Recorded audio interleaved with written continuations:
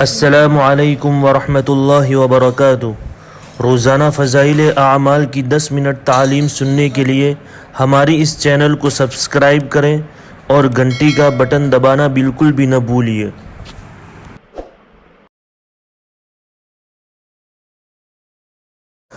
بسم اللہ الرحمن الرحیم۔ مصیبت اور پریشانی کے وقت نماز۔ کہتے ہیں کوفہ میں ایک قلی تھا جس پر لوگوں کو بہت اعتماد تھا۔ امین ہونے کی وجہ سے تاجروں کا سامان روپیہ وغیرہ بھی لے جاتا۔ ایک مرتبہ وہ سفر میں جا رہا تھا، راستے میں ایک شخص اس کو ملا، پوچھا کہاں کا ارادہ ہے؟ قلی نے کہا فلاں شہر کا۔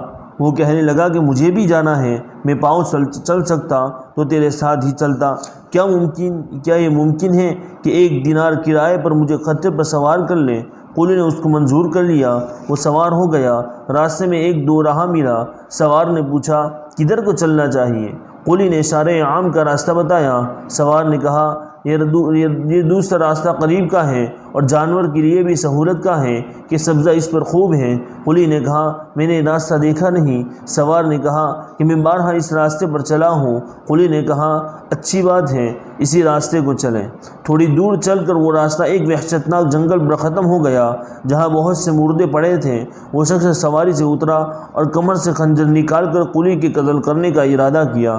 قلی نے کہا کہ ایسا نہ کر، یہ خچر اور سامان سب کچھ لے لیں، یہی تیرا مقصود ہے، مجھے قتل نہ کر۔ اس نے نہ مارا اور قسم کھا لی کہ پہلے تجھے ماروں گا پھر یہ سب لوں گا۔ اس نے بہت عاجزی کی مگر اس ظالم نے ایک بھی نہ مانی۔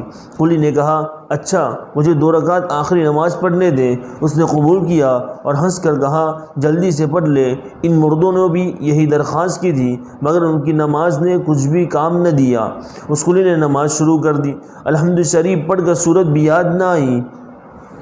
ادھر وہ ظالم کھڑا تقاضا کر رہا تھا کہ جلدی ختم کر۔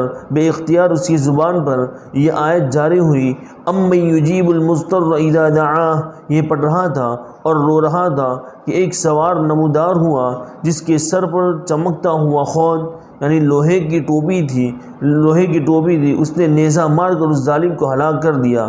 جس جگہ وہ ظالم مر کر گرا آنکھ کے شعلے اس جگہ سے اٹھنے لگے۔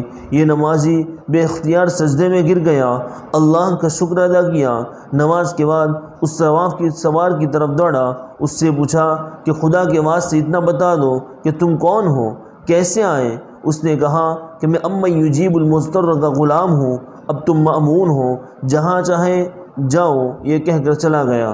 در حقیقت نماز ایسی ہی بڑی دولت ہے کہ اللہ کی رضا کے علاوہ دنیا کے مصائب سے بھی اکثر نجات کا سبب ہوتی ہے اور سکون قلب تو حاصل ہوتا ہی ہے۔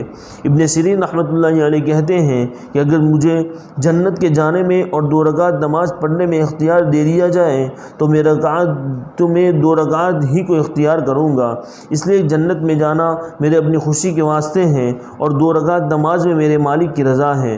حضور صلی اللہ علیہ وسلم کا ارشاد ہے بڑا قابل رزق ہو مسلمان جو ہلکا پھلکا ہو یعنی اہل و عیال کے زیادہ بوجھ نہ ہو، نماز سے وافر حصہ اس کو ملا ہو، روزی صرف گزارے کے قابل ہو، جس پر صبر کر کے عمر گزار دے، اللہ کی عبادت اچھی طرح کرتا ہو، گمنامی میں پڑا ہو، جلدی سے مر جاوے، نہ میراث زیادہ ہو نہ رونے والے زیادہ ہو۔ ایک حدیث میں آیا ہے کہ اپنے گھر میں نماز کثرت سے پڑھا کرو، گھر کی خیر میں اضافہ ہوگا۔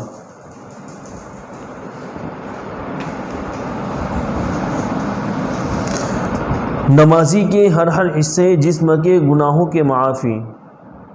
ابو مسلم رحمۃ اللہ علیہ کہتے ہیں کہ میں حضرت عبامہ رضی اللہ تعالیٰ عنہ کی خدمت میں حاضر ہوا، وہ مسجد میں تشریف فرما تھے۔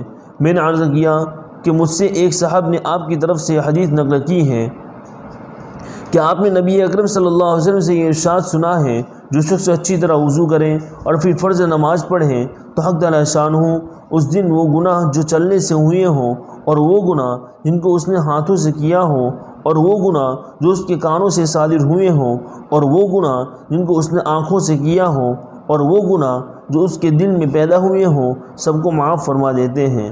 حضرت عمر رضی اللہ تعالیٰ عنہ نے فرمایا کہ میں نے یہ مضمون نبی اکرم صلی اللہ علیہ وسلم سے کئی دفعہ سنا ہے۔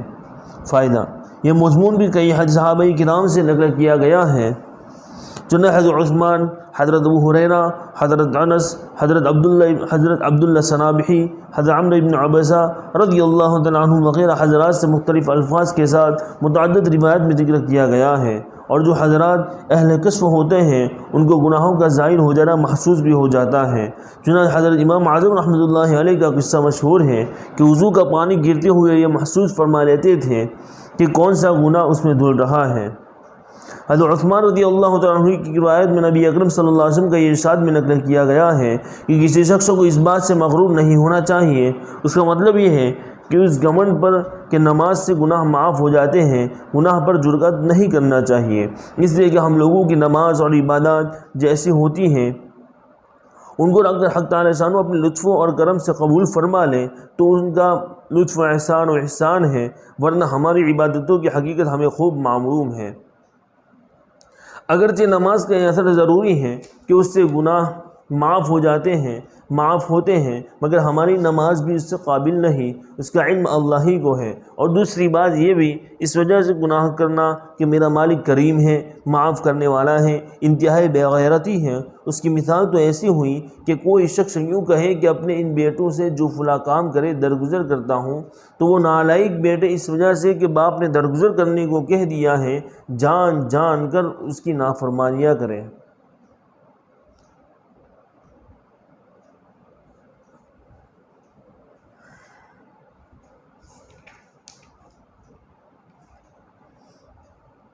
نمازی کا شہید سے پہلے جنت میں داخلہ، ایک حدیث پڑھتا ہوں، یہ حدیث جو ہے اس کا فائدہ ابھی نہیں پڑھوں گا، اس کا فائدہ انشاءاللہ آئندہ کل پڑھوں گا۔ حضرت ابو ہریرہ رضی اللہ تعالیٰ عنہ فرماتے ہیں کہ ایک قبیلے کے دو صحابی ایک ساتھ مسلمان ہوئے، ان میں سے ایک صاحب جہاد میں شہید ہو گئے اور دوسرے صاحب کا 1 سال بعد انتقال ہوا۔